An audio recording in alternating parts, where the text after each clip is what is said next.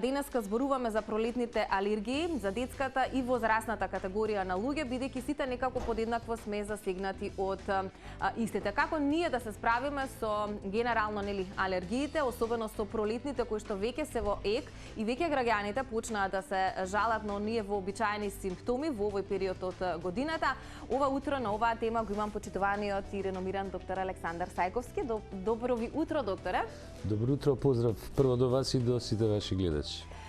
Темата ни е актуелна со оглед на тоа што веќе граѓаните почнаа некако да се жалат, па ајде некако така ќе стартуваме со пролетните алергии и кога вообичаено се јавуваат првичните симптоми. Значи не треба да се чека официјалниот старт на пролетта, едноставно природата си го прави своето. Да, знаете како, ја би сакал да почнем со нешто врзано со алергиите, ја бидејќи ја гледам вашава емисија скоро редовно. Прво би им советувал на луѓето да го пробаат да го качат својот имунитет со добро расположение. Значи, вашава емисија носи топла енергија, ве гледам и преска кога разговаравте со Марко, еден од клучните фактори за подобрување на имунитетот, за силување на тој еден дел од имунитетот и намалување на алергискиот имунитет е у принцип расположението на човекот, односно начинот на кој што размислува и комуницира со околината. Знаете, вие ќе видите, има во последно време многу интересни студии, луѓе кои што се повеќе повлечени или да речеме агресивни, кои што немаат добро расположение, имаат почесто алергија. Така да пред се нека шират луѓето љубов меѓу себе. Интересен факт, да, за граѓаните, особено затоа што сме некако, пандемијава уште завршена, ама не завршена, се случува воена криза во Европа, па некако и тоа многу влијае на граѓаните. Апсолутно. И како да не знаеме денот да го стартуваме со добра мисла, а на крајот од денот пак имаме убави работи за кои што треба да се радуваме. Па да, знаете како, нашите медицинските научни студии покажаа дека кај луѓето со, да кажам на некој начин така, добро расположение и добра мисла, има поголемо лачење на одредени неуротрансмитери и хормони, така наречени хормони на среќа, кои што у суштина го стимулираат имунолошкиот систем и даваат антиалергични ефекти. Меѓутоа јасно е дека тоа не може секаде да биде така. Инаку пролетта е типично време кога почнува оние инхалативни што ги викаме алергии кои што доваѓаат од цутењето на разни цветови, дрвата, на тревата и така натаму, и кои што уствари ги напаѓаат луѓето кои што носат алергиска компонента према тие инхалативни алергени. Меѓутоа, морам веднаш да кажам дека не се само инхалативните алергени и не алергијата само во пролет. Многу често се случува, особено кај децата, да во првите, да речем, 5-6 години од животот, почесто се алергии на храна, отколку на инхалативни алергени. И тоа е еден интересен феномен кај децата кои што, зборам, во првите 5 години, која што ако остане како алергија, може да се трансформира од алергија на храна во алергија на полен, да речеме, или треви и така натаму. Тоа е еден, значи негде 5-6 година е еден од клучните преломни моменти во развојот кај детето и понатаму периодот на пубертет, кога веќе се инсталира крајно дефинитивно целиот имунолошки систем и да речеме ако некој носи склоност кон алергија ја носи цел живот. А од што зависи дали ќе се развие, имаме склоноста како што велите можеби од рана возраст, ама има можност да се развие, има можност да не се развие. Тоа зависи од квалитетот на животот кој што го живеат луѓето, како се однесуваат или едноставно некои работи се неминовни? Па тоа зависи у суштина од моментот на раѓање. Значи, деца кои што се родени со царски рез имаат повеќе склоност кон алергии. Понатаму зависи од начинот како го храните вашето бебе од таму 4-5-6 месец кога почнува дохрана. Ние ностоп зборуваме дека кога ќе кажеме органска храна, тоа не е мода кога се децата у прашање, бидејќи првите 1000 дена од животот се клучни за добро здравје во животот понатаму. Кога ќе кажеме првите 1000 дена, тоа подразбира 280 дена бременост и 720 дена после раѓање. И ако вие вашето бебе уште од старт го храните со храни кои што се богати со пестициди, органофосфати, хербициди, тоа се и икс други супстанции, молекули, они може да го нарушат имунолошкиот систем, кој што ние едноставно дури не може да се детектира во кое ниво е во почеток. и после X години, 2, 3, 5, 10 години да дојде до некоја манифестација меѓу кои најчесто се алергиите. И следна етапа, значи кога збориме за припремата, нели, за алергии, следна етапа е, што е она исто така многу интересно, дека алергиите се многу типични за земји и многу распространети, алергиите воопшто, во било која форма, распространети во земји во кои што владее хиперчистота. Значи, по високо развиените земји сакате да кажете дека се подостапни, а во по-неразвиените, каде што хигиената е на пониско ниво? Точно. Тоа е затоа што децата, значи ја повеќе пати лично и јас и псите педијатри ние зборуваме, пуштите го вашето дете, нека се испрелја, нека влезе у кал, нека игра со песок, нека фати земја. Сето тоа представува антигена стимулација, особено во првите 5 години, каде што се развива тој теха еден дел што го велиме од имунолошкиот систем, кој е контраалергискиот систем. Така да, знаете, денеска сите млади родители по принцип се плашат кога нивните дечиња ќе се разболат, кога ќе качат температура од било кои симптоми. Меѓутоа, сите деца треба некаде 8 до 10 пати у годината да настинат у било која форма, да качат температура. Тоа е елемент на покачување на имунитетот. И вториот, кога ќе дојде тој периодот, да речеме, кога децата тргаат во градинка, например, година и пол, 2 возраст, да кажеме, е нешто што треба да се пуштат деца да се мешаат меѓу себе. Они си разменуваат, значи ние сме повеќе микроорганизми отколку што сме клетки со кои што живееме, и они мора да го створат својот, ние го велиме микробиом, кој што ќе го штити детето од патолошките бактерии и вируси. Ако го доведете детето во ситуација на хиперчистота, во еден момент ќе преовлада алергискиот имунитет и ќе почнат алергии. Впрочем, видите, ви имате, например, во високо развиените земји, например во Западна Европа, имате 28, па и дури до 30% од луѓето и децата развиваат алергии. Во земјите кои што се помалку развиени е понизок процентот, управо заради овој дел на стимулацијата.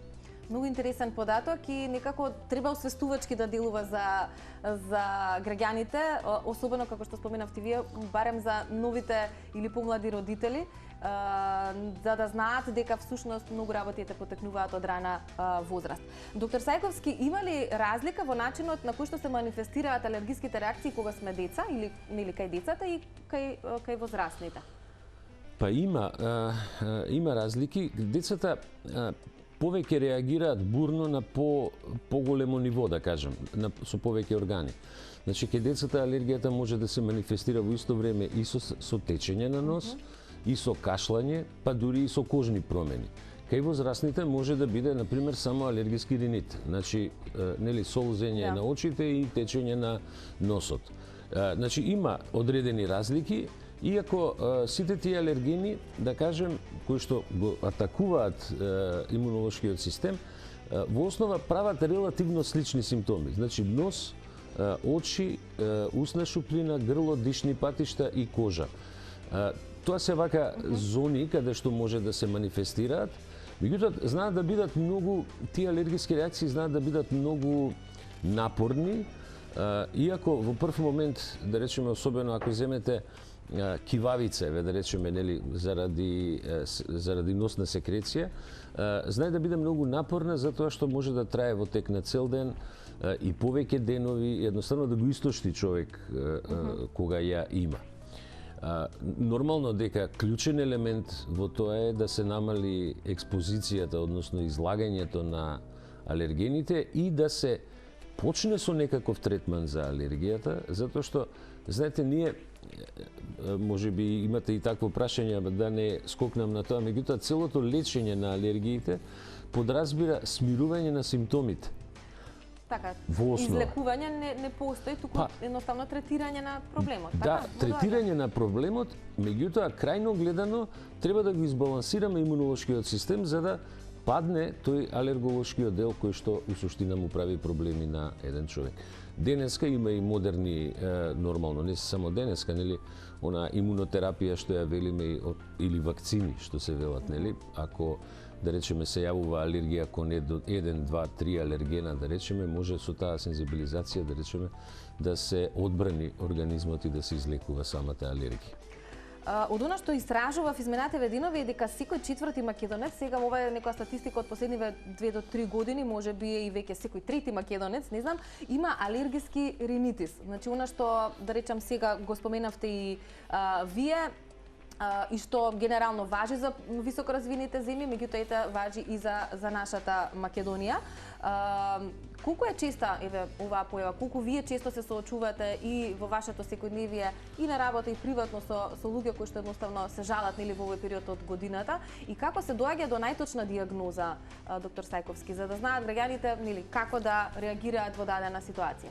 Значи, ова е точен, апсолутно точен податок, дека секој четврти македонец има алергиски ринит.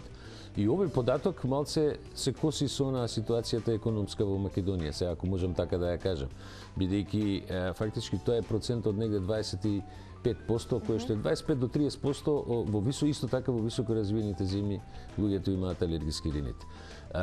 Дијагнозата мора да се базира на неколку алерголошки испитувања на што една индивидуа е алергична.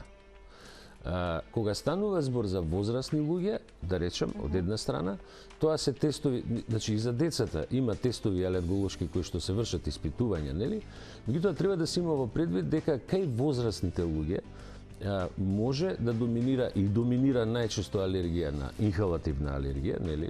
Да речеме треви, полен и така натаму, додека кај децата тие тестови треба да се прават покрај инхалативните и за нутритивните, односно за храна, затоа што може да има исто така манифестации, дали е ринит или било која друга форма, или астма на крај на денот, и тоа е една од потешките форми на алергиска реакција.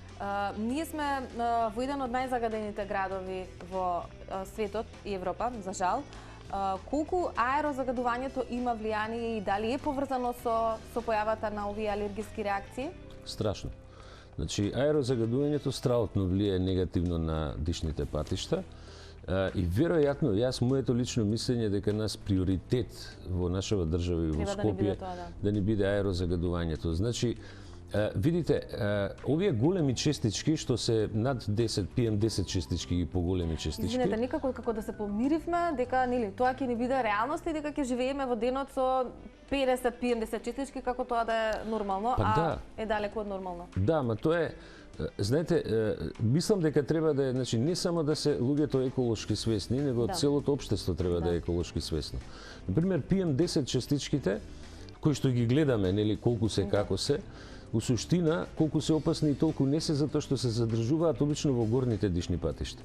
Меѓутоа, PM2, 2,5 и единица, тие помалите, поситните, тие се тие кои што одат во внатрешноста на плуќата, значи до најмалите дишни патишта, и кога ќе се угнездат на слузницата, сега да не ги замарам гледачите со цели механизми на дејство, меѓутоа едноставно прават хронична инфламација на воспаление на слузницата и оштетување на целиот тој систем на чистење на плуќата, и така да се изразам, нели? И дел од клетките изумираат и тоа е предуслов и за појава не само на алергии, меѓутоа богами за некои други многу уште пострашни заболувања како што се некои малигни болести на плуќе. Да, но тоа не е реалност. Така, ние живееме во едни од не само Скопје, и некои од останатите градови во нашата земја, за жал се едни од најзагадените. Имаме некое решение вака од медицинска гледна точка како да колку толку си добиеме година плюс во животот, а не година минус. Да. Па вака условно ќе речам наједноставно решение кое што треба да се примени, тоа е во средината во која што престојува особено децата да се користат овие пречистувачи за тие мали честички. Има разноразни пречистувачи кои што може да се користат квалитетни, исто така за алергијата, квалитетни постелнини, душеци, затоа што домашната прашина, која што во себе ги содржи оние гриди што ги викаме, многу често се угнездува во душеците, во перниците, во постелнината, и вие спиете, фактички цело време спиете податак на таа домашна прашина. Значи, знаете како, ние некогаш се сретнуваме, да не речем и често во амбулантите, кога зборуваме на таа тема, дека треба нешто да се преземе, нели да се стави пречистувач. Прво прашање на родителите, ма ја не сакам моето дете да го ставам во стакленот звоно. Не го ставате во стаклена звона. Кај алергиите, за разлика од инфекциите, кај алергиите колку помалце е изложен организмот на алергенот, толку е подобро има можност имунитетот да се репарира и регенерира. Значи, суштината ни е што помала изложеност. Второ, сигурно би им советувал на сите родители, значи фамилиарно да се качат негде малце повисоко. Да речеме во Скопје да се качат на водно. Затоа што вие само што ќе дојдете до средно водно ќе го видите Скопје како да е во магла. Или да се качат на планина, нели? Значи, користење на тие методи, ај да кажам, нели, да се прошетате на чист воздух, да се исчисти едноставно плуќата или на планина. Да, но еднаш до 2 пати во неделата може колку толку да не рехабилитира тоа? Апсолутно да. Подобро нешто отколку ништо, да. Апсолутно да. Тоа е сигурно така. Значи, не е само да се затвориме дома, нели, треба да има тоа движењето треба да е да речеме и движење и одење и пешачење на крај на денот. Меѓутоа во повисоките средини. Но навистина би апелирал до она што би рекле целата јавност наша, дека ние треба што помалце да ја загадуваме околината и помало да ни тоа аерозагадување, бидејќи денеска веќе се бројат, денеска во светот се бројат жртви од аерозагадување. А за тоа многу малку се зборува кај нас и веројатно нека биде за нашиот тим тема плюс за обработка, затоа што секогаш велиме дека преку ваквите емисии треба да делуваме кај граѓаните едукативно пред се. Ги споменавме, нели, во пресрет на таа пролет, веќе граѓаните се жалат од пролетните алергии или од тој алергиски ринитис. Како или што препорачувате, доктор Сајковски, како правилно да се однесуваат граѓаните, затоа што верувам дека голем дел од нив кои што веќе нели си ги имаат тегобите, проблемите, си ја знаат и терапијата. Меѓутоа често се случува, не знам, одреден број на граѓани после 30-та, 40-та година да им се појави, нели, за прв пат овој момент. Што им советуваме на таквите граѓани? Да, значи алергијата може да се јави во било која возраст. Нема правило кога ќе се појави. Зборам клинички да се манифестира и се. Може на 40 години да добиете астма, алергиска астма. Меѓутоа, ја топло им советувам на сите, значи прво на родителите чии деца се со алергии и на возрастните луѓе, ја навистина многу топло им советувам прво да направат здрава консултација со пулмоалерголог.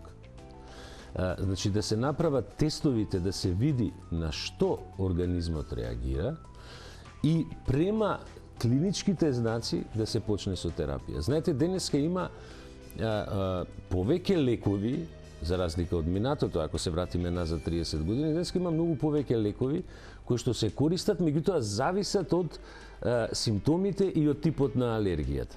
Не е да човек оди сам да си зима разноразни спрееви за нос или за грло, затоа што следењето на алергијата е клjuč за да се стави под мирување.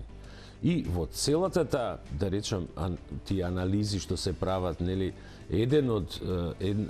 една група од анализите е контрола на имунолошкиот систем и стимулирање на имунолошкиот систем, засилување негово контра алергијата. Значи има повеќе анализи, знаете, медицината сепак е многу отидена напред во тој дел. Имаме јасна слика како граѓаните се однесуваат кога станува збор за ова. Веќе имам чувство дека, или ако си ја знаат терапијата и си ја купуваат, ама еве укажувате на тоа дека треба да се следи алергиската реакција, впрочем. Па најчесто да, најчесто родителите, ја дури да се сретнувам кај децата на пример, ќе дојдат родителите и речат ја му дадов инхалација со тоа и тоа и тоа, нели? Ама нема потреба ако, значи мора да го види пулмолог, пулмоалерголог, имунолог, нели? Пациентот затоа што терапијата многу се модифицира. Зависно од тоа како се развива алергијата. Не се сите, еве да речеме спомнавте преска алергиски ринит, 25% од населението во Македонија има алергиски ринит, не се сите спрееви рутински да ги користите еден спреј цело време. Значи, сепак треба да има консултации и контроли од време на време и покрај онаа клиничка консултација што имаме преглед, треба и да се направат одредени испитувања, алерголошки да се види докаде. Како пример ќе ви кажам, како пример скоро имавме кај нас еден така доста раритетен случај на девојче со астма на возраст од 3 години, значи клинички симптоми на астма со обструкција и со се, беше доминантно алергична на протеини на кравио млеко и на компир. Вака изгледа навистина парадоксално, меѓутоа кога ќе го исклучите тој дел од храната, више престануваат и лековите. А не само да го стимулираме алергискиот имунитет, нели, давајќи ја таа храна и плюс лекови. Да, сепак убаво споменавте, треба да се консултираат стручните лица, пулмолозите, алерголозите, со цел нели да не дојде до вакви моменти. Доктор Сајковски, ви благодарам многу за овој преубав разговор ова утро. Ова нова работна седмица ја стартувавме некако со вас и драго ми е што е тоа така. Секогаш сте ни на располагање во име на гледачите, се разбира, да стигне информацијата до што поголема маса. Ви благодарам и вас и поздрав уште еднаш на сите ваши гледачи.